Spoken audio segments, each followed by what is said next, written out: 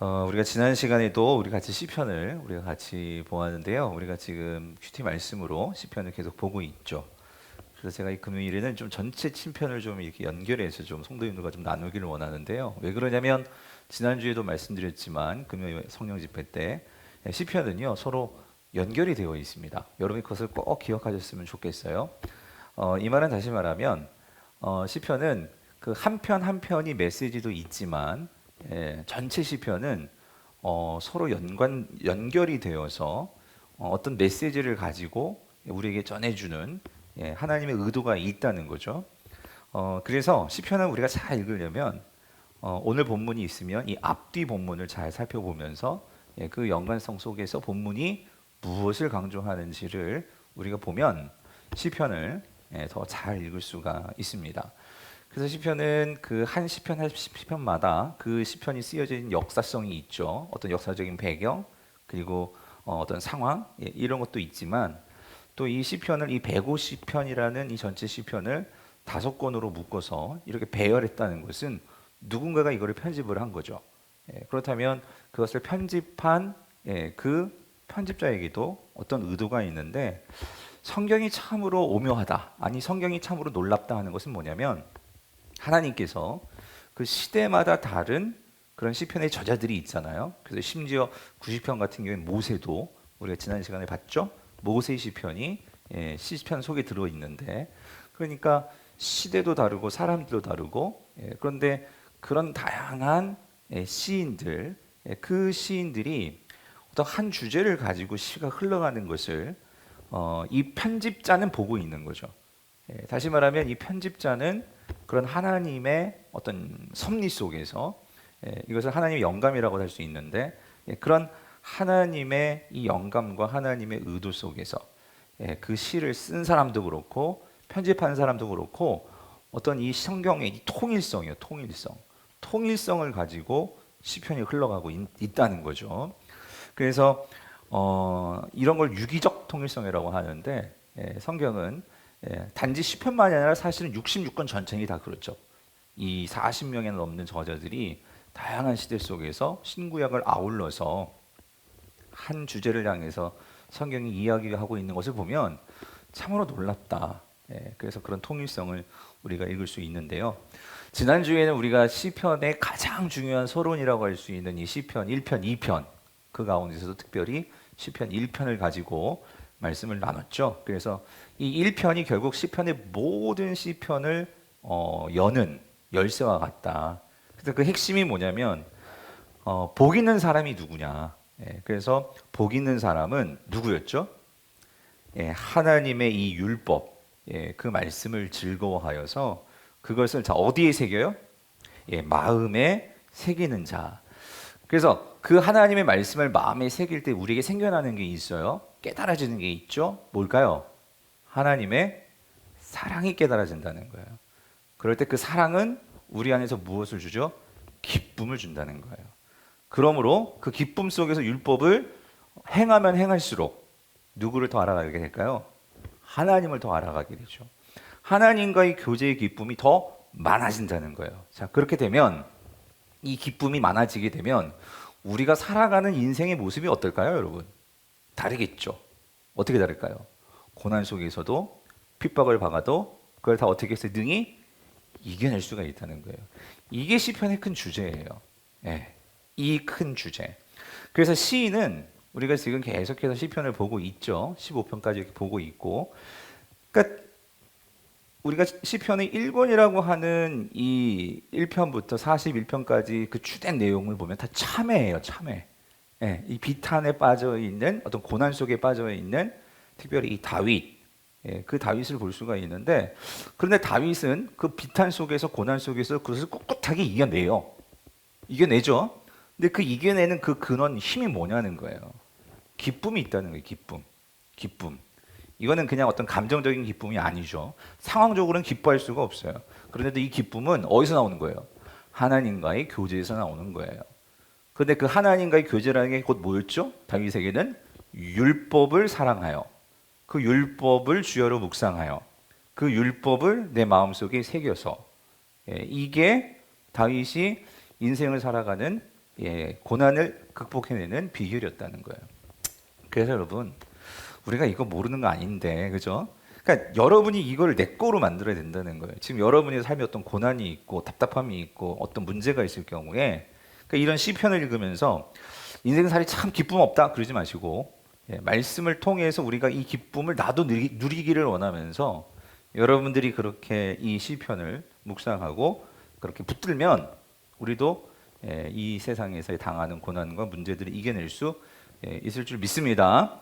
그래서 결국 이게 다 이게 변주가 되는 거예요. 이게 음악으로 따지면 한 라인의 그 주제가 있고요. 그 주제가 이렇게 다양하게 변주가 되는데, 그러니까 이 편에서부터 변주가 되죠. 그러니까 율법을 마음에 새기고 기뻐한다는 게 뭐냐? 그래서 이 편에서는 뭘 말했어요? 하나님을 그게 뭐 하는 거예요? 경외하는 거다. 경외하는 거. 그러니까 경외한다는 것은 여러분, 하나님을 경외하는 게 뭐예요? 하나님을 존중하고 두려워할 줄 아는 건데, 그러면 그게 실질적인 삶에서는 이 사람이 하나님을 정말 경외하는 사람이지 아닌 사람인지를 어떻게 알 수 있어요? 뭘 알 수 있겠어요? 율법을 얼마나 소중하게 여기느냐, 그죠? 말씀을 얼마나 우리가 기쁘게 여기고 그것을 즐거워하느냐.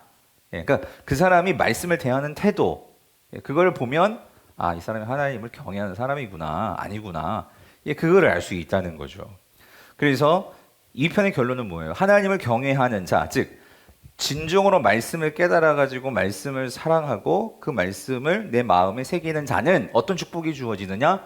종말에 메시아가 왔을 때 그 메시아와 함께 땅을 차지하게 될 거다. 이게 시편 2편의 결론이에요. 마지막 절의 말씀이기도 하죠.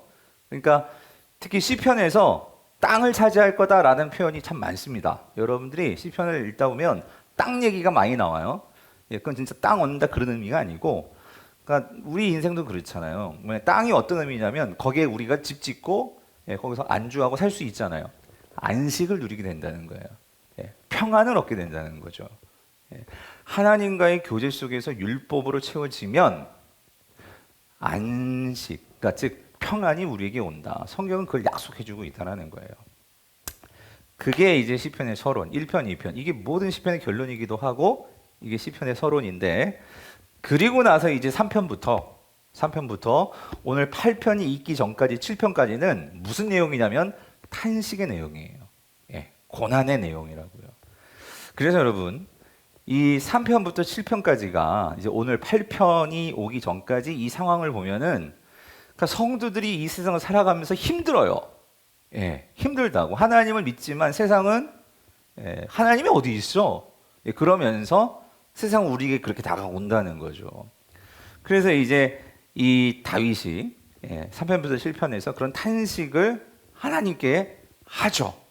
솔직하게 하나님께 그 비탄한 마음을 아뢰입니다.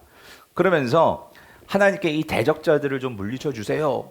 그런 내용들이 이제 7편까지 흘러간단 말이죠. 그래서 우리가 이 시편을 보면서 우리가 뭘 꼭 봐야 되냐면, 그러니까 그런 탄식을 해요. 그런데 시편 속에서 탄식을 하면서 이 시인들이 취하는 태도들이 있어요. 태도들. 여러분들이 그거를 꼭 놓치면 안 돼요. 근데 어떤 태도냐 하면, 그런 탄식을 하지만, 그러니까 인간은요 쌓아두면 안 돼. 쌓아두면은요 썩어요. 내 마음이 썩든지 내 정신이 썩든지. 근데 그게 세상 사람들이 말하는 우울증으로 올 수도 있고 정신 착란증으로도 올 수 있고. 그래서 시인 다윗은, 여러분 생각해 보세요. 그 젊은 나이에, 청년 때에 그 사울한테 쫓김을 당하면서 평생을 살 30년 넘게. 그러니 인생이 얼마나 피폐하게, 여러분 그게 얼마나 긴 인생이에요. 그렇게 쫓기면서 살았단 말이에요. 우리도 뭐 그런 거 쫓기는 거 있잖아요. 뭐 빚에 쪼달릴 수도 있고, 뭐 여러 가지 병에 쫓길 수도 있고, 여러 가지 쫓기는 그런 인생. 근데 그거를 어떻게 해석하느냐, 해소하느냐. 힘들죠. 근데 힘든 건 힘들다고 표현을 해야 돼. 근데 사람들한테 그게 표현에 맞춰서 사람들이 다 나 떠나가요. 날 싫어한다고. 근데 다윗은 누구한테 그걸 솔직하게 털어놓습니까? 하나님이지. 하나님. 하나님께 나와서 그거를 울며 불며 토로를 하는 거예요. 여러분, 내 이야기를 들어줄 수 있는 사람이 있다는 건 정말 행복한 거예요. 그렇죠?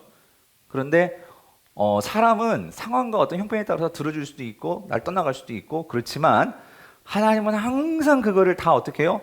받아줄 수 있는 분이라는 거예요. 왜? 용량이 크시니까. 그렇죠? 그러니까 우리가 그런 하나님께 나와서 아뢰 수 있는, 특별히 우리는 그런 특권을 이제 가졌어. 우리가 뭐가 되었으니까? 자녀가 되었으니까. 이게 얼마나 우리에게 큰 기쁨이고 특권이냐는 거죠. 자, 그래서 다윗은 그렇게 탄식을 하는데, 탄식하면서 그렇게 쏟아 놓으면서 쏟아 놓을수록 다윗이요, 어떤 태도들이 바뀌는 모습들이 나온단 말이죠. 시편 곳곳에. 그것들을 우리가 잘 보고 그것들을 여러분의 삶에 적용을 해야 된다는 거예요. 나의 삶에. 그래서 여러분 보세요. 3편 보면 3편 1절을 볼게요. 3편 1절을 보면 이렇게 탄식을 해요. 지금 상황이 이래. 여호와여, 나의 대적이 어떻게 해요? 어찌 그리 많은지. 아니, 인생이 한 문제 해결되면 다 끝날 줄 아는데 또 문제가 나오고 또 문제가 나오고. 여러분, 그게 우리 인생 아니에요? 그러니까 너무 힘들다는 거예요. 하나님, 너무 힘들어요. 그래서 나를 치는 자가 많으니이다. 그런데 보세요. 이렇게 인생이 뒤틀리고 고난이 많은 다윗이지만, 그런데 역설적으로 자, 시편 1편, 2편이 있고 3편이 나왔잖아요. 그죠? 그래서 시편 1편, 2편에서 성도가 어떻게 살아가는지에 대한 이미 답이 주어져 있죠. 그런데 3편에서 내 성도의 삶은 힘들다는 거예요.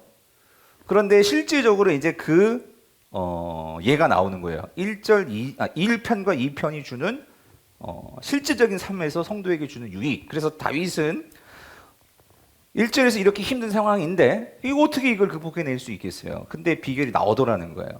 4절이지. 3편 4절에 뭐라고? 내가 나의 목소리를 여호와께 어떻게 해요? 부르짖으니, 여기요. 그의 어디에서? 성산에서 뭐한다? 응답하시도다. 여기 성산에다 동그라미 쳐놓으셔야 돼요. 성산에서. 그러니까 이 성산이 시온이거든요. 시온은 곧 예루살렘이죠.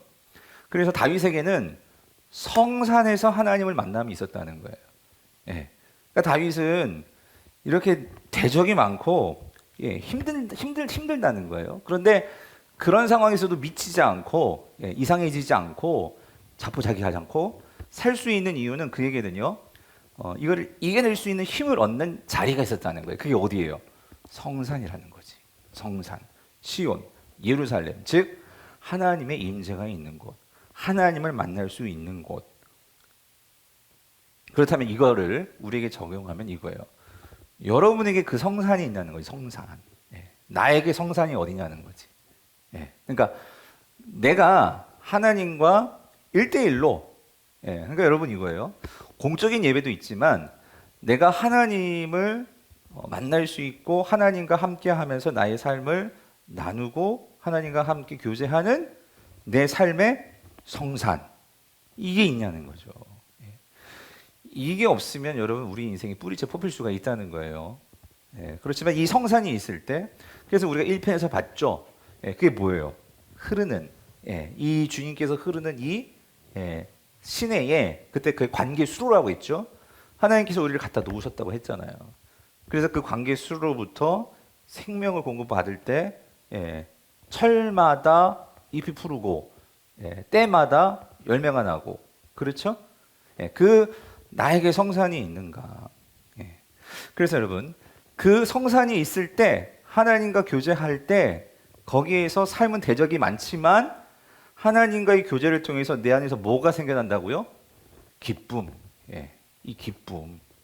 이 기쁨이 있을 때 성도는 그 고난 가운데서도 하나님을 신뢰할 수 있고, 그 신뢰가 그 고난을 이기고 견뎌내는 원동력, 힘이 된다는 거죠.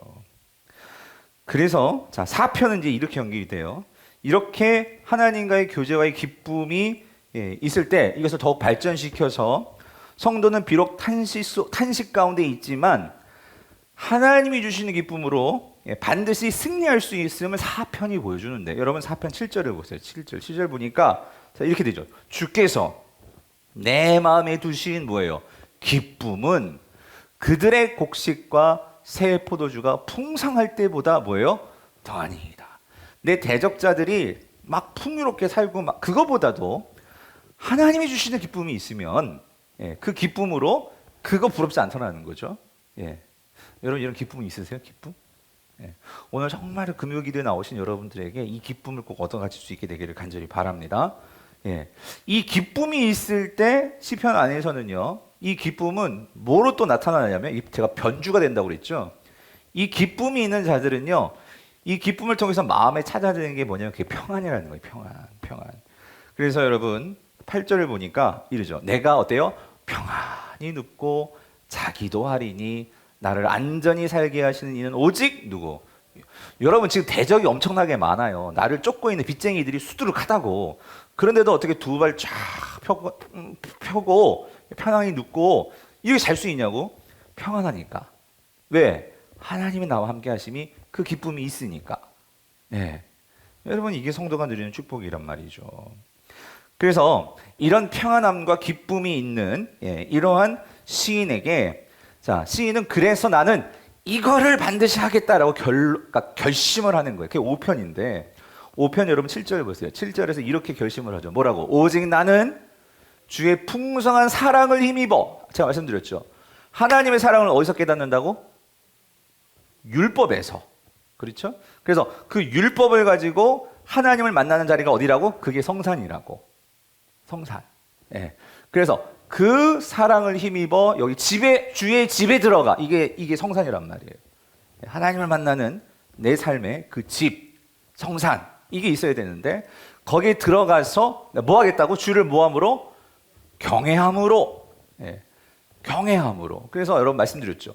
시편 1편과 2편에서 서론에서 주의 율법을 사랑해서 마음을 새기는 것이 다른 말로 말하면 뭐라고 말씀드렸어요? 주를 경외함이라고 말씀드렸잖아요. 주를 경외함으로. 그래서 성전을 향하여 난 뭐 하겠다고? 예배하리이다. 이게 뭐예요? 결심이란 말이에요. 결심.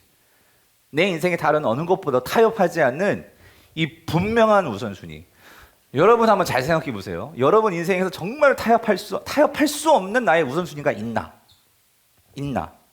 근데 중요한 건 이거예요. 이 시인은 이걸 맛봤기 때문에 난 어떤 것과 맞바꿀 수가 없어. 그러니까 난 이거는 죽었다 깨나도 이건 나의 인생의 첫 번째 목적이고 첫 번째 최고의 가장 중요한 나의 우선순위야. 이게 7절이란 말이에요. 이 결심. 그러니까 여기 나오신 분들은 다 그런 것 같아요. 나는 무슨 일이 있어도 주일 예배, 금요 기도회, 새벽 기도 나와. 이 결심한 분은 뭐 두 쪽 다 나오시잖아요. 예. 그것도 내 결심일 수 있죠. 예. 내가 아니면 적어도 내가 이 금요 기도만큼은 우리 교회 난 기도 사역자로서 난 이 자리를 지킬 거야. 여러분 이런 게 결심인데 그렇게 결심할 수 있는 것은요. 뭐 여러 가지 이유가 있겠죠. 근데 여러분 왜 나오셨어요 오늘? 주님을 사랑함으로 나오셨잖아요. 맞죠? 예. 그러니까 그러한 그러니까 내가 정말 기도의 능력을 알고 기도를 사모한 자들은 반드시 나오겠죠. 그렇죠? 그런 공적인 기도 자리가 있다면. 예. 그러니까 오늘 여러분의 삶에서 분명한 이런 하나님과의 관계에서 어떤 그런 결심들을 여러분들이 그냥 이렇게 막연하게 말고 한번 적어보셨으면 좋겠어. 적어놓고 그거를 지켜나가시는 오늘 여러분 되시기를 간절히 바랍니다. 어쨌든 이 시인은 이거를 계속해서 지켜나간단 말이죠. 그게 이제 5편입니다. 근데 우리가 6편을 들어오면서 분위기가 약간 반전이 되는 거예요. 6편을 보시면. 그래서 이런 결심을 5편에서 했는데 자 6편에 들어오면 지금까지 이 시인이 탄식했던 것은 누구 때문이에요? 대적들 때문이라고. 원수들 때문이라고. 근데 6편에 들어오면서는 한 가지 분위기가 바뀌면서 자신의 죄를 회개합니다. 자신의 죄를 고백을 한다고 하나님 앞에서.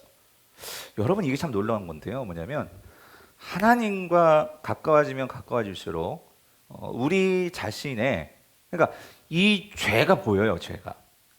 그리고 그 죄가 하나님께 고백되어질 때 우리는 거기서 자유함을 누리게 되죠. 그렇죠? 그런데 여러분 죄를 고백한다는 거 내가 죄인인 것을 고백해야지만 우리는 하나님을 떠나지 않습니다. 그래서 오히려 죄가 큰 곳에 은혜도 뭐예요? 큰 거죠.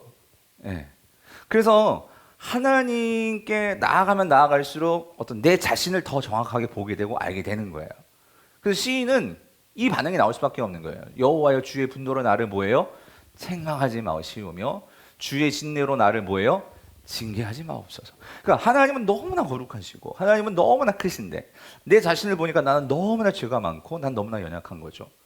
그래서 시편 6편에서는 다시 어떤 그 죄를 하나님 앞에 고백을 하게 되는데 그래서 이게 어느 정도냐면 6절을 보면 이거죠. 내가 6절 탄식함으로 피곤하여 본문 띄워주세요. 밤마다 눈물로 내 침성을 어떻게 해요? 띄우며 내 요를 뭐예요? 적신하게. 이거 왜 그런? 뭐 때문에 그러는 거예요? 내 죄 때문에.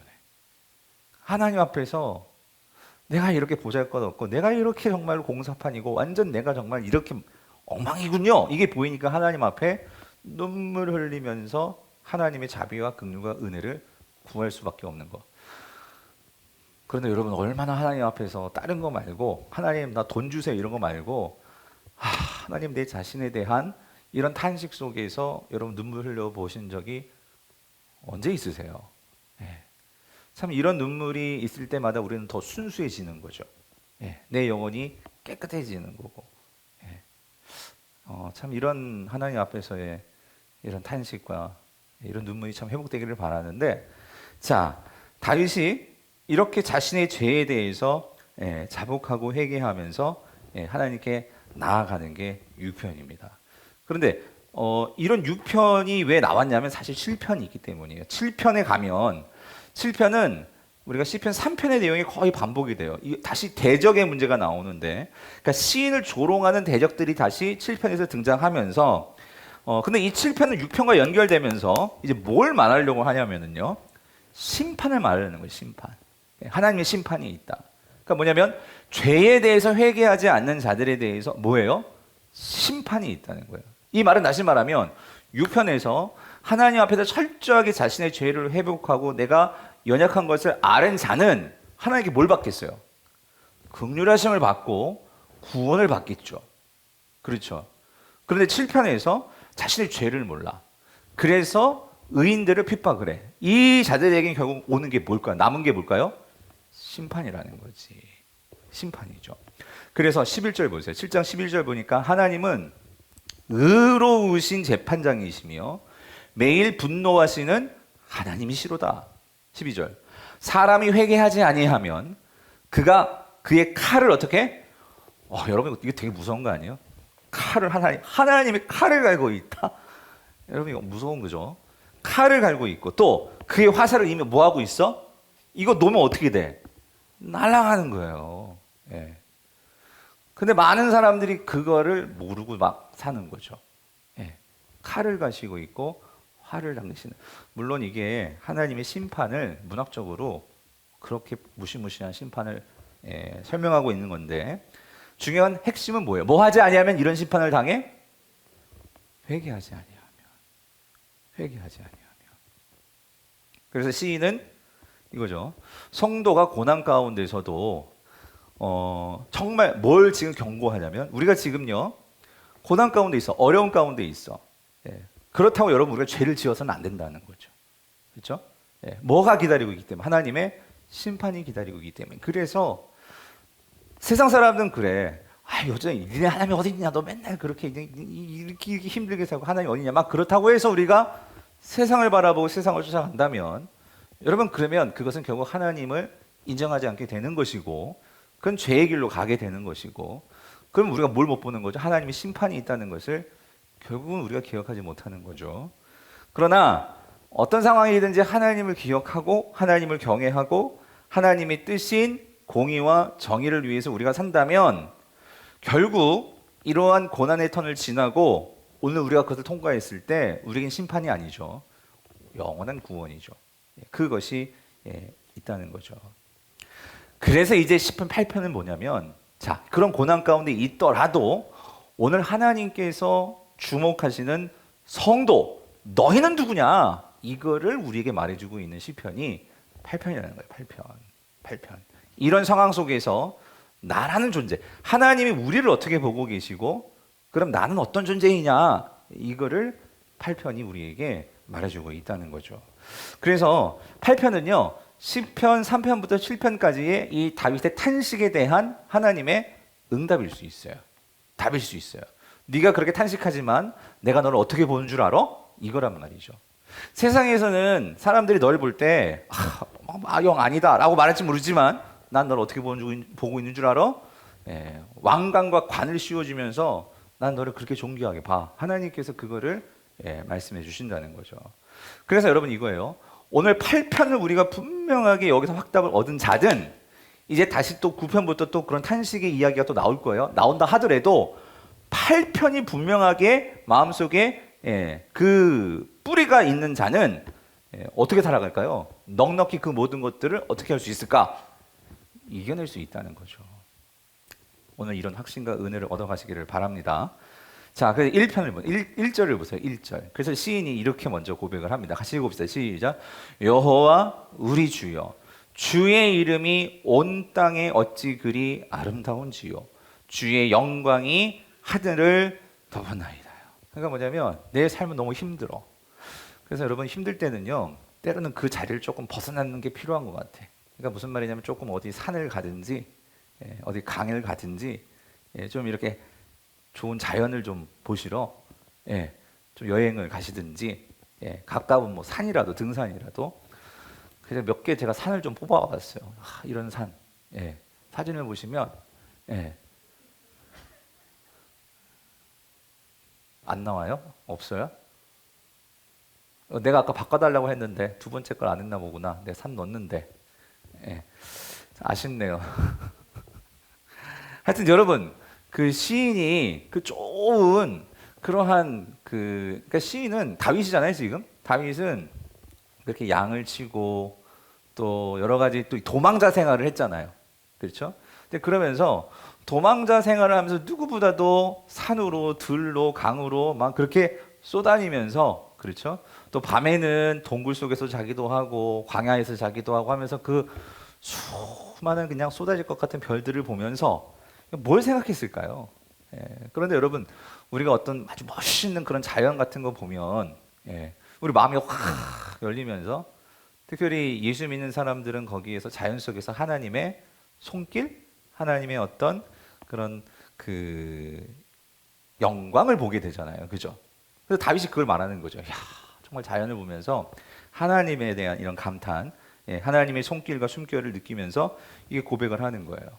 고백을 하는데 2절 봅시다. 2절 같이 읽어볼게요. 시작. 주의 대적으로 말미암아 어린 아이들과 젖먹이들의 입으로 권능을 세우시며 이는 원수들과 보복자들을 잠잠하게 하려 하심이니이다. 자, 여기는 조금 우리가 해석이 좀 필요한 부분인 것 같아요.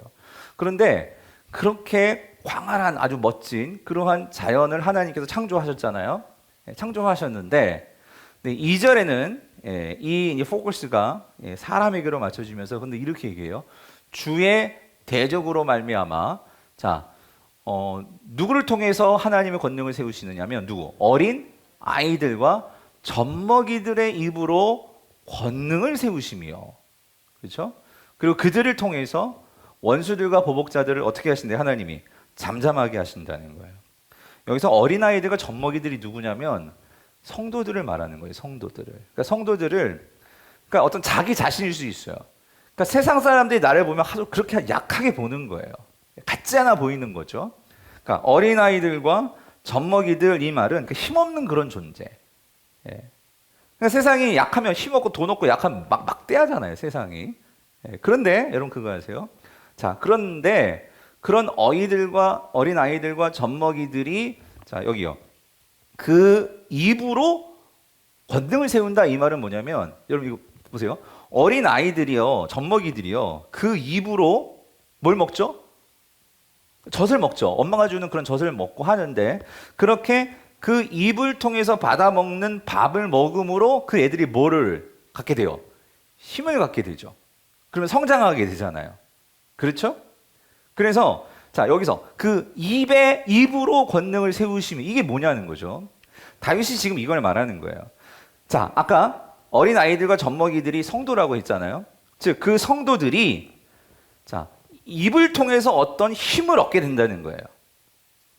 이게 뭐냐면 다윗이 고백하는 거예요. 뭐냐면 성도들은 즉 입을 통해서 하나님이 주시는 힘을 공급받는다는 거예요. 이게 뭘 말하는 걸까요? 이게 기도와 찬양이라는 거예요. 기도와 찬양.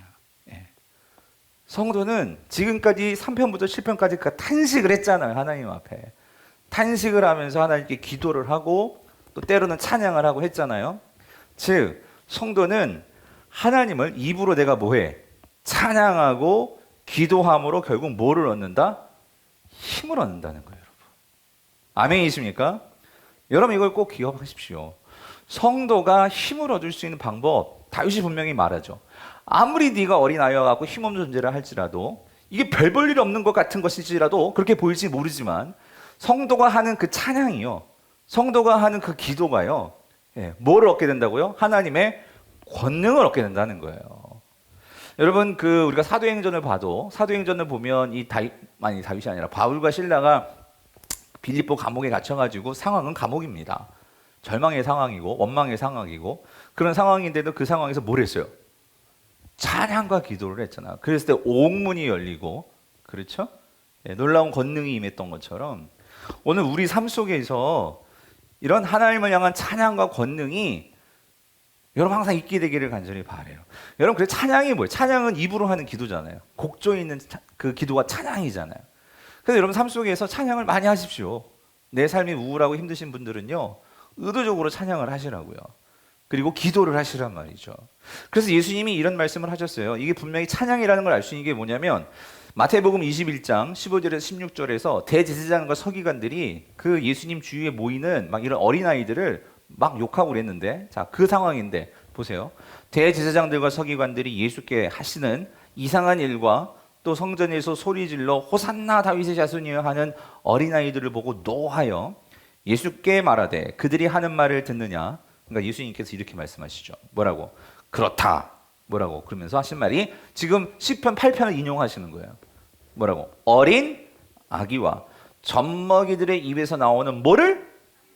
여기 조금 달라졌죠. 아까 시편에서는 8편 시편에서는 뭐가 2절에서 뭐라고 돼 있어? 어린아이들과 젖먹이들의 입으로 나오는 뭐? 권능이라고 했잖아. 근데 예수님께서 이 권능을 분명히 해석해 놓으셨다고. 뭐라고 해석했어? 그 권능이 뭐라고? 어린아기와 젖먹이들의 입에서 나오는 뭐? 찬미, 찬양이란 말이에요. 찬양. 그 찬양을 어떻게 한다고? 온전하게 하셨나이다. 여러분 이런 말씀을 내 말씀으로 만들어야 되는 거예요. 내 삶이 지금 막 우울하고 힘들고 하신 분들은 의도적으로 뭐 하셔야 될까? 찬양하셔야 된다고. 네? 의도적으로 여러분들이 찬양을 하시라고. 찬양을 하면서 나아갈 때 여러분들 힘을 얻습니다. 그래서 여러분 주일날도 우리가 영광송 부를 때, 또 주일 예배 전에 찬양하잖아요. 여러분 이제 준비 찬양이라는 건 없어요. 준비 찬양은 없어요. 준비 찬양이 어디 있어? 찬양이 돼야 되는 거지. 무슨 찬양이 됐든 우리가 예배 가운데 찬양하는 시간이 있으면, 이런 말씀을 아는 사람들은요, 이 말씀 생각하면서 찬양할 때 그 찬양이 뭐가 되는 거예요? 하나님이 주시는 힘이 될 수 있다는 거죠. 예? 여러분들이 그렇게 찬양할 수 있게 되기를 바랍니다. 그래서 그렇게 찬양하는 자들을 통해서 하나님은 일하시는데, 성경은 우리에게 분명히 말하세요. 하나님은 강한 자들을 깨뜨리시기 위해서 누구를 사용하신다고? 약한 자들을. 이 어린아이와 이런 젖먹이 같은, 이건 뭘 말하냐면, 그러니까 이들은요 부모가 없으면 못 살아. 그렇죠? 근데 성도의 정체성이 그렇다는 거예요. 성도의 정체성이라는 것은, 그러니까 내가 힘이 많아서 살아가는 게 아니에요. 힘이 없기 때문에 우리는 찬양을 통해서 하늘의 힘을 공급받아야 돼. 그래서 하나님을 의지할 줄 아는 자가 강한 자라는 거죠. 아멘이십니까? 내가 힘이 있고 돈이 있고 강한 자가 강한 게 아니고요, 내가 약하기 때문에 하나님을 의지할 줄 아는 자가 무슨 자라고요? 강한 자라는 거예요. 여러분 이게 성경이 말하는 강함입니다. 그래서 여러분 하나님께 부르짖고 하나님께 의지하고, 여러분 이것이 내 삶에 익숙해지시기를 간절히 바라요. 그것이 세상을 이길 수 있는 힘이다. 다윗은 그것을 고백한 거예요. 뭘 통해서? 내 삶을 통해서, 자신의 삶을 통해서. 자, 그리고 나서요 이렇게 고백을 합니다. 자, 그런데 그렇게 하나님께서 이렇게 약하고 이러한 자들에게 힘을 주신다. 자, 그런데 이걸 보면서 다윗이 이렇게 고백을 하는 거예요. 3절 4절 같이 읽어봅시다. 시작. 주의 손가락으로 만드신 주의 하늘과 주께서 베풀어 주신 달과 별들을 내가 보니, 보니까 뭐냐면 이건 너무나 광활하거든. 너무나 아름답고 너무나 평안하고, 이게 자연이란 말이죠. 엄청나게 크고, 아까 사진이 없어서 아쉬운데 막 그런 자연의 큰 산, 항상 변함없이 거기 있는 그런 큰 산. 근데 나라는 존재는 어때? 항상 바뀌거든. 항상 흔들리고 항상 부족하고 이게 나거든. 예. 그런데 4절 사람이 무엇이기에 주께서 그를 생각하시며 인자가 무엇이기에 주께서 그를 어때요? 돌보시나이까. 그러니까 여러분 지금 3절과 4절은 지금 대조예요. 자연과 나를 볼 때 자연은 너무나 아름다워. 너무나 영광스러워. 근데 나를 보면 나는 너무나 초라한 것 같고 나는 너무나 아닌 것 같고 부족하고 그런데도 하나님은 뭐에 관심을 두고 있으시냐면 누구? 사람이더라는 거지. 예. 인자라더라는 거. 인자라는 거지. 여러분 생각해 보셨어요? 왜 하나님께서 인간을 제일 마지막에 만드셨을까? 예? 인간을 먼저 만들어 놓고 자연을 이렇게 만들지 않고 그렇죠? 천지 만물을 다 만들어 놓으시고 그다음 맨 마지막에 뭐해? 인간을 만드시는 거죠. 이게 우리에게 주시는 메시지가 뭘까요? 결국 하나님이 만드신 이런 모든 자연 만물은 누구를 위한 거예요? 사람을 위한 거였다는 거죠. 사람을. 그러니까 여러분 이런 거 아니에요? 우리가 아기 하나 태어 나오기 전에도 아기 막 신도 사고 아기 막 목욕 용품도 사고 다 준비한 다음에 아기 낳잖아. 그쵸? 예, 아닌가? 아무튼 그렇게 준비 다 해놓고 아기가 나오는 거 아니에요? 하나님께서 그러니까 그렇게 왜 인간을 이렇게까지 그렇게 하나님께서 생각하시냐 말이죠.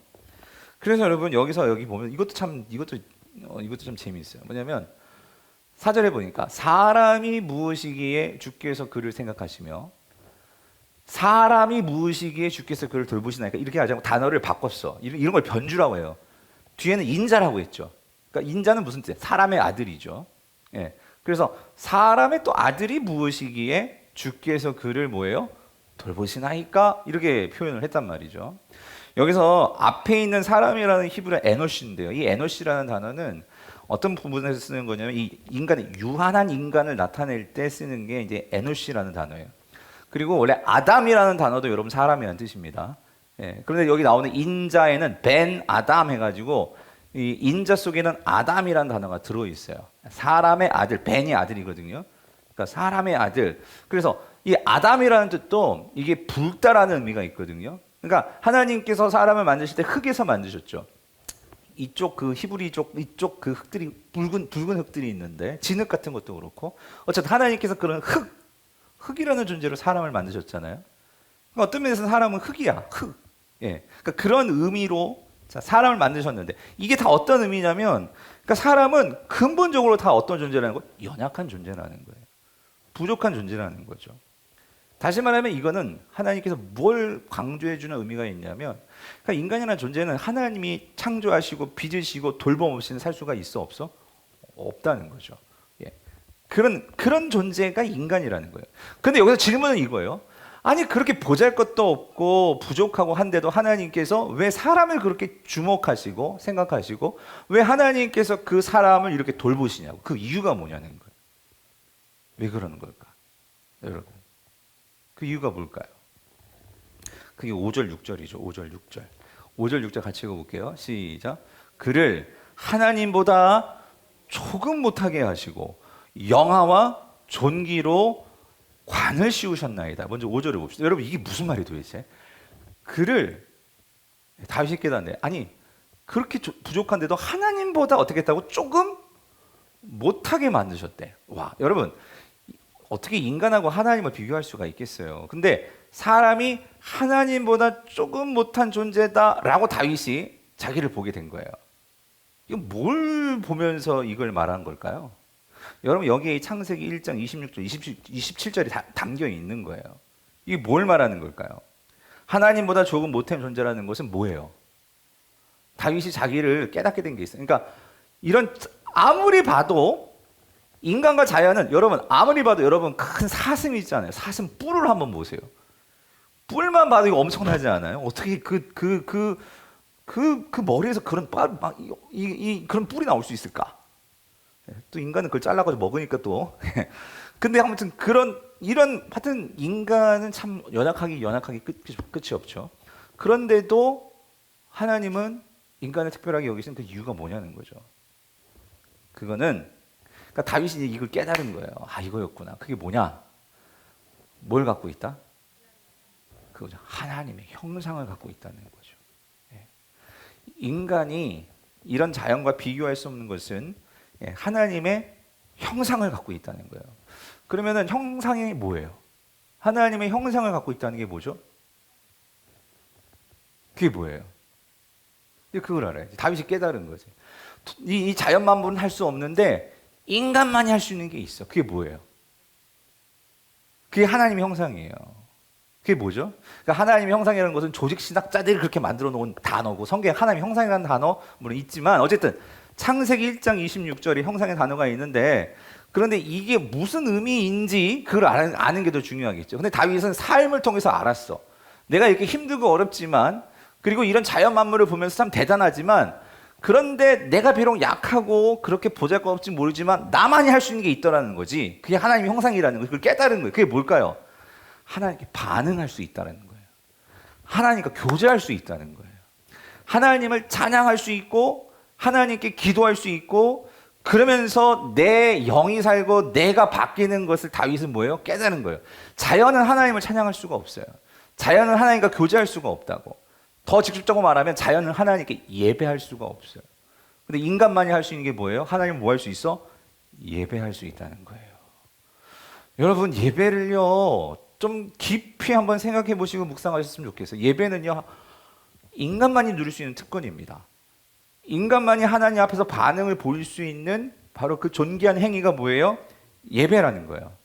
이거 조금 더 좀 세련되게 말하면 이제 하나님의 형상은 뭐냐면요, 인간은 하나님을 반영할 수 있어요.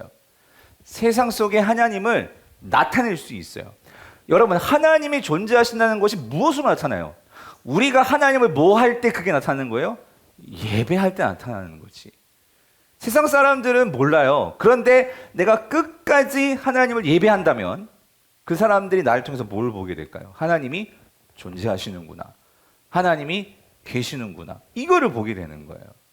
여러분의 인생에 내가 정말로 하나님을 예배하기를 원합니다. 다시 말하면 하나님이 존재하심이 나를 통해 드러나기를 원합니다. 여러분, 그게 예배예요.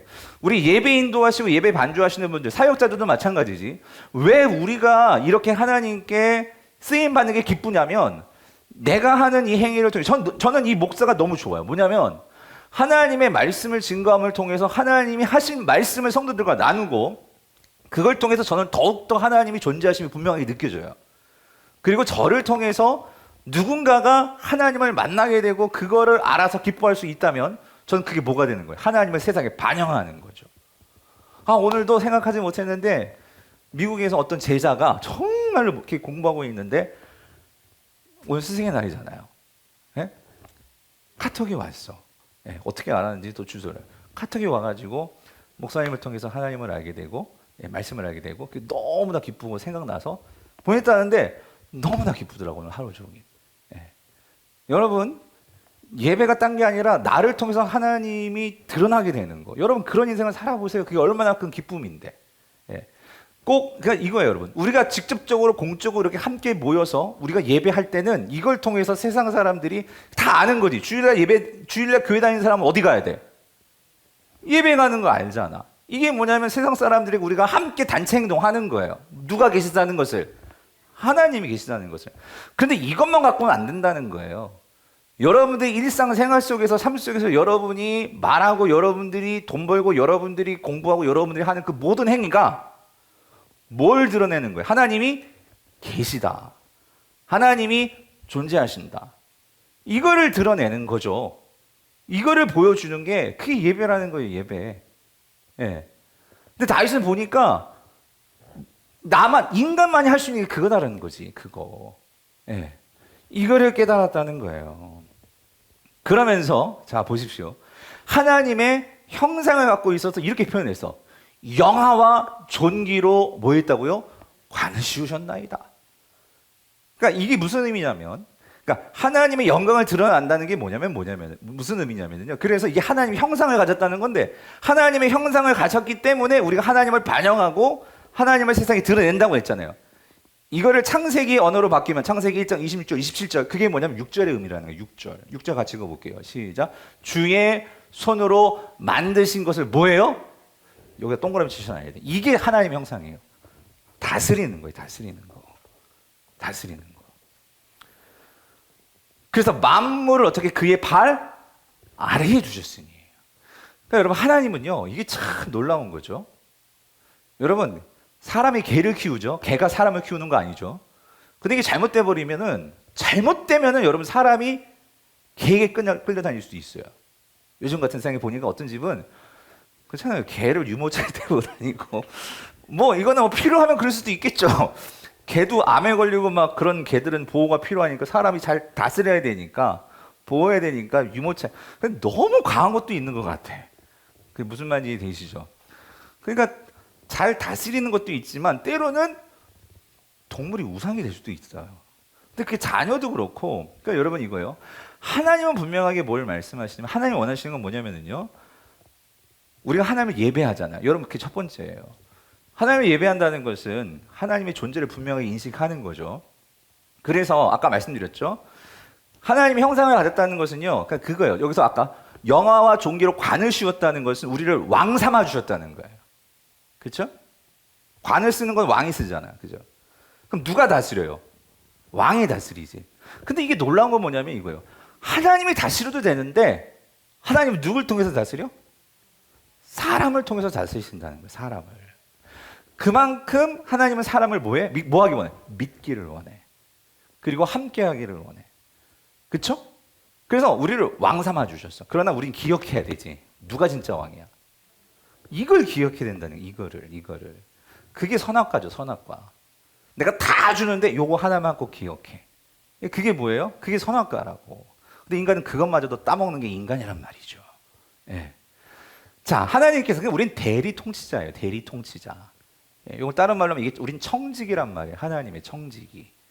예. 그래서 대리 통치자인데 대리 통치자이기 때문에 우리가 정말 해야 하는 일은 뭐예요? 다스리는 거예요. 우리의 다스림을 통해서 우리는 누구를 드러내야 돼? 하나님을 드러내야지. 그렇지만 우리가 왕처럼 살 수 있는 거예요. 그렇죠?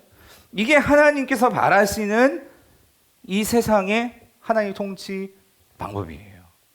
즉 하나님은 이런 연약한 인간을 통해서 이 세상을 다스리기를 원하셨어요. 즉 우리가 하나님을 예배하고 하나님을 경외할 때 우리는 하나님의 율법을 내 마음속에 새기게 되죠. 그리고 하나님의 사랑을 깨닫게 되죠. 그리고 그걸 아는 사람이 세상을 다스리면 어떻게 다스리겠어요? 하나님이 원하시는 방식, 의와 사랑과 이 공의 정의로 세상을 다스리겠죠. 그렇게 하나님이 이 세상을 다스리기를 원하셨다는 거죠. 그거예요, 그거. 예. 인간을 통해서 하나님은 그렇게 다스린단 말이죠. 그래서 모든 것을 다스려라. 근데 여러분 이게 있어요. 그러니까 하나님께서 여러분들 이게 참 놀라운 하나님의 교육 방법인 것 같아. 뭐냐면은요. 하나님이 다스려야 되는데 왜 인간에게 그럼 다스려가지고 세상을 하나님은 그렇게 좀 복잡하게 아니 하나님 즉 다스리시지 왜 인간 여러분 하나님이 모르시지 않았을 거예요. 인간이 하나님을 배반할 거 모르셨을 것 같아요. 아시죠? 그러니까 하나님 다 플랜 A, B가 다 준비되어 있어. 그렇잖아요. 그럼에도 불구하고 하나님은 인간을 믿으신단 말이에요. 인격적으로 대우하신단 말이에요. 하나님을 자발적으로 하나님께 순종하고 나오기를 원하신단 말이죠. 그런데 여러분, 근데 왜 하나님은 굳이 이런 방법을 택하시는 걸까? 왜 인간이 다스리게 하시는 걸까? 오늘 또 스승의 날에 우리 교육자들이 또 이렇게 뭐 카드를 써가지고 뭐 선물을 주더라 너무 고맙다. 근데 그거보다 나한테 카드가 너무 좋았어요. 거기에 우리 교육자가 그런 말을 썼어요. 뭐냐면 이런 말을 써놨더라고. 사역을 해보니 목사가 스승으로서 갖는 책임과 무게도 참 크다는 것을 느낍니다. 이렇게 말을 했더라고. 그러니까 여러분, 난 여기에 아주 중요한 포인트가 있다고 생각해요. 뭐냐면요, 하나님께서 왜 우리를 다스리는 존재로 그렇게 만드셨을까? 여러분, 저도 마찬가지예요. 제가 부목사 생활을 하다가 담임 목사가 되니까 더 저의 어떤 이찬수 목사님이나 저의 담임 목사님들이 더 커 보이는 거야. 그러니까 무슨 말이냐면, 여러분 우리가 정말로 다스릴 때 누구를 정말 알 수 있게 될까요? 하나님을 제대로 알게 된다는 거예요. 우리가 부모가 돼야 누구를 알게 되죠? 부모의 마음을 알게 되잖아요. 하나님이 직접 다스려도 돼. 그런데 왜 우리 보고 다스리라고 하냐면 우리가 그 다스림을 통해서 누구를 의지하고 누구를 알기를 원하시는 걸까요? 하나님을 더 알기를 원하시는 거예요. 하나님의 그 사랑을 정말 알기를 원하신다고, 하나님을. 그런데 여러분, 인간이 어떻게 했어요? 그 하나님을 완전히 무시하는 거죠. 그 하나님을 무시하면서, 여러분 이거예요. 여러분, 그 하나님을 섬기고 하나님과 함께 하면서 하나님은 에덴을 다스리기 원하셨는데, 인간은 그 하나님을 빼버리고 내가 그 모든 것을 꿰차고 내 세상 만들기를 원했단 말이죠. 그러므로 여러분 이거예요. 자기중심주의. 그러니까 뭐냐면요, 하나님은 하나님과 함께 하나님의 마음을 알고 그 마음을 가지고 이 세상을 다스리길 원했는데, 인간은 그거 없이 내가 중심이 돼가지고 하나님의 창조의 목적을 잊어버리고 뭐예요? 내 생각대로 내 힘으로 이 모든 것을 할 수 있다라고 생각을 한 거예요. 자, 근데 여러분, 그러면서 뭐가 생기는 거죠? 그러면서 결국 이거예요. 내가 하나님 없이 내가 이 세상을 다스리면 다스릴 수 있을 거라고 생각을 했는데, 근데 하나님 없이 이 세상을 다스리다 보니까 어떤 일이 벌어지는 거예요? 결국은 그 안에서 죄라는 것이 발생했죠. 하나님 없이 내가 이 세상을 다스리겠노라 하는 거. 여러분, 그게 죄입니다. 그런데 이 죄가 결국 만들어낸 그 죄의 모습이 뭐냐면 그게 우상숭배라는 거예요. 성경에 말하고 있는 핵심은. 그런데 여러분, 이 우상숭배의 핵심은 뭐죠? 여러분 이거예요. 하나님의 자리에 하나님이 계시지 않으면 결국 인간은요, 그 빈자리를 채우려고 하는 거예요. 채우려고. 근데 그 채우는데, 그 채우는 것을 뭐로 채우냐면 이 세상, 하나님이 다스리라고 한 그 세상의 것이 오히려 역전이 돼가지고 그 자리에 뭐가 들어와 있냐면 세상의 것이 들어와 있어. 그리고 그 세상의 것이 들어와서 내가 그거를 다스려야 되는데, 이 질서가 하나님이 있어야 할 자리가 없게 되면 이것이 막 섞여버리면서 어떤 일이 벌어지냐면, 내가 그걸 다스릴 줄 아는데 오히려 내가 그 것들에게 뭐 하고 있죠? 다스림을 당하고 있는 결과들이 초래한. 여러분, 그게 세상이죠. 세상에서 이루어지고 있는 바죠. 그래서 결국 이 우상숭배는 뭐를 만드냐면 결국 우리로 하여금 종노릇하게 만든다는 거예요. 뭐에? 세상에. 물질, 그리고 이 세상의 어떤 그 무엇에 끌려다니면서 내가 종노릇하게 되는 거죠. 그러므로 여러분, 이 죄의 결과가 성경에 뭐라고 얘기해요? 죄의 삭은 사망이다 말하잖아요. 여러분, 죽음이라는 게 단지 우리가 죽음하면은요, 목숨 끝나는 거, 이렇게만 생각하면 안 돼. 성경이 말하는 근본적으로 선악과를 따먹으면 너희가 정령 죽으리라 할 때, 그 죽으리라의 의미는 뭐냐면은요, 육체적인 죽음도 있고 하나님과의 관계 단절도 있고 다 그런 의미가 있지만, 더 근본적인 뜻은 어떤 의미가 있냐면은요, 하나님의 형상의 관점에서 볼 때 우리가 그것을 다스리면서 살 때 우리는 제대로 이 땅에서 기능하며 살 수 있는데, 우리가 다스릴 수 있는 존재인데, 여러분, 하나님께 우리가 다스림 당하지 않고 하나님을 예배하지 않고 하나님을 배제해버리고 내가 그 자리에 왕돼서 그것을 다스리려고 할 때 어떤 일이 벌어지냐면, 내가 그것을 다스리는 게 아니라 우리가 종노릇하게 된다고 했잖아요. 결국 죽음이라는 건 뭐냐면요, 나라는 존재가 완전히 없어져 버리는 거예요. 하나님의 형상이라는 것을 우리가 부여받았는데, 내가 다스릴 수 있는 존재가 되었는데 그것 자체가 완전히 나에게서 사라져버린 거. 하나님의 왕관 씌워주셨는데 그 왕관이 제대로 기능할 수 없고 나라는 존재가 세상에서 다스리지 못하는, 여러분, 그게 죽음의 상태입니다. 죽음이라는 거예요. 있으나 마나. 여러분, 하나님은요, 이거를 비참하게 보시는 거예요. 하나님께서 저와 여러분에게 존귀한 관을 씌우시고 우리가 다스리게 하셨는데, 우리가 돈 없다고 돈 때문에 돈 하면서, 물론 그 돈이 힘들죠. 우리가 살아가려면은 돈이라는 게 있어야 돼. 그래야 우리가 기본적인 생활을 하게 되니까. 그런데 성도에게 좀 더 본질적으로 성도는 그 돈을 다스릴 수 있는 자들이 돼야 돼요. 아멘이십니까? 자녀도 그렇고 우리가 이 세상을 다스릴 수 있는 존재가 돼야 되는데, 이 하나님과 나의 관계가 이게 바르게 이 정립이 안 되니까 우리는 세상에 뭔가가 없으면, 세상에 뭔가가, 내가 그것이 없어지면 불안해지고 염려하게 되고, 그리고 그러면서 내 안에 평안이 없어지고. 이건 벌써 내가 뭐가 지금 기능이 못하는 거예요? 하나님의 형상을 가진 그 다스릴 수 있는 존재로서 우리가 그 기능이 되지 못하고 있다라는 거예요. 여러분, 예수님이 이 땅에 오셔서 우리를 구원하신 것은 단지 우리가 제가 계속 말씀드리잖아요. 죽어서 천국 가는 그 정도가 아니고요. 뭘 회복시키시냐면 너는 하나님이 세우신 왕 같은 제사장, 그의 나라, 그의 백성이라는 거예요. 너희들이 다스릴 수 있는 존재가 되어야 한다는 거예요. 여러분의 우리의 삶 속에서의 어떤 우리의 병조차도, 우리의 어떤 그런 우울증조차도, 그러니까 우리가 그것을 근본적으로 우리가요, 약의 도움도 받고 의사의 도움도 받아야 되는데 먼저 그거에 앞서서 분명히 기억해야 되는 것은 하나님께서 우리는 그 모든 것들을 다스릴 수 있는 존재로 분명히 우리를 회복시켰다는 거. 예수 그리스도를 통해서. 그래서 여러분 베드로전서 분명히 말하잖아요. 그러나 2장 9절 너희는 뭐라고? 택하신 족속이요, 왕 같은 제사장들이요, 거룩한 나라요, 그의 소유가 된 백성이니 이는 너희를 어두운 데서 불러내어 그의 기이한 빛에 들어가게 하신 이의 아름다운 덕을 뭐예요? 선포하게 하려고. 그래서 2장 앞절을 보면 예수님께서 그 보배로운 산돌이 되셔가지고 모든 세상의 헛된 것들을 다 깨부수시고, 근데 뭐로? 그의 죽으심으로, 십자가로 우리에게 이러한 새로운 회복을 주셨다.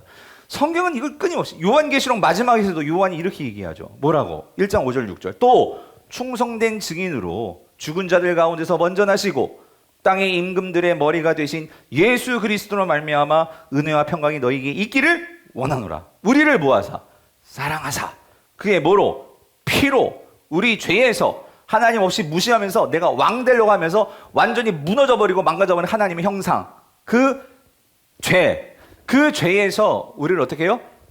해방하시고. 6절 그의 아버지의 하나님을 위하여 우리를 어떻게 해요? 나라와, 여기서 나라는 왕이라는 의미예요. 왕과 뭐예요? 제사장으로 삼으신 그에게 영광과 능력이 세세토록 있기를 뭐한다? 원하노라. 그리고 뭐 붙여서 믿습니다. 뭐예요? 아멘. 붙였단 말이야. 예수 그리스도로 말미암아. 그 말이 뭐예요? 그의 피로. 예수 그리스도께서 저와 여러분들을 구원하신 이유는 그냥 이렇게 살다가 죽어가 천국 가는 거, 그게 아니고, 그 정도가 아니고, 여러분 왕 같은 삶을 사셔야 된다고요. 예? 제사장의 삶을 사셔야 된다고요. 이 땅에서 우리가 그렇게 살다가 가는 것이 주님의 피값이라고. 피값. 근데 우리는 그냥 고작 그냥 예수 믿다가 그냥 천국 가면 되지. 이거는요, 우리가 정말 성경이 우리에게 하나님께서 에덴 동산에서부터 1장 26절 27절, 그리고 오늘 다윗이 말하잖아. 내 인생이 정말 이렇게 초라한지 모르겠지만 깨달은 거예요. 하나님이 이런 초라한 나에게 왕관을 씌워주시고, 예?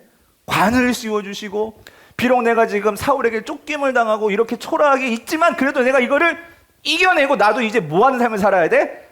다스리는 삶을 살 거야.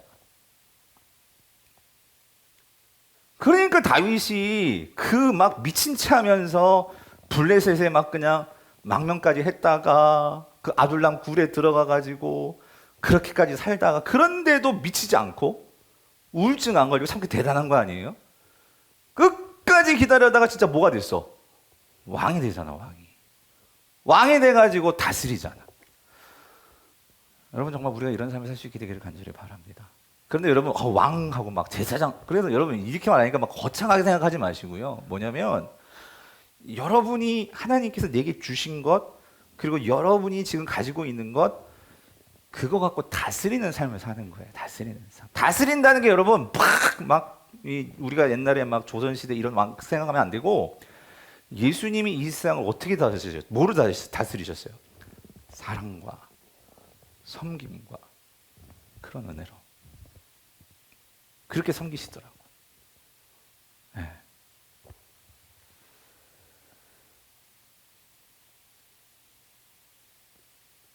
참 참 그래요, 여러분. 네. 그래서 하나만 더 볼게요. 로마서 5장 17절을 보면은요. 예. 그래서 이렇게 말씀하시죠. 한 사람의 범죄로 말미암아 사망이 그 한 사람을 통하여 왕노릇하였은즉 더욱 은혜와 의의 선물을 넘치게 받는 자들은 한 분 예수 그리스도를 통하여 생명 안에서 뭐예요? 그러니까 성경 어디를 봐도 우리가 뭐한대? 왕노릇한대. 누구를 통해서? 예수 그리스도를 통하여 생명 안에서. 왕 노릇하리로다.